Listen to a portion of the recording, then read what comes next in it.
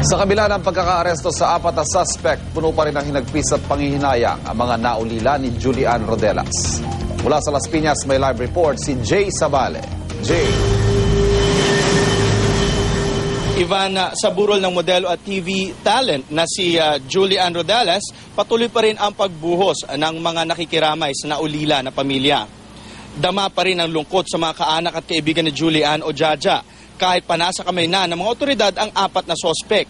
Higit ang kanilang galit kay Althea na iniidolo pa naman ni Jaja. Dumating sa burol kagabi ang mga tauhan ng QCPD sa pangunguna ni PO2 Jojin Hernandez upang personal na magbigay ng update sa pamilya at sundin ang pamilya ni Jaja para sa inquest proceedings na magaganap mamaya. Pasado alas 4 ng umaga nang tumula ang mga pulis at mga kaanak ni Jaja papuntang Camp Karingal upang ayusin pa ang ilang dokumento na kakailanganin sa inquest proceedings. Sa ngayon daw patuloy ang paghahanap ng mga pulis sa 2 pang sospek, kaya apela ng mga ito.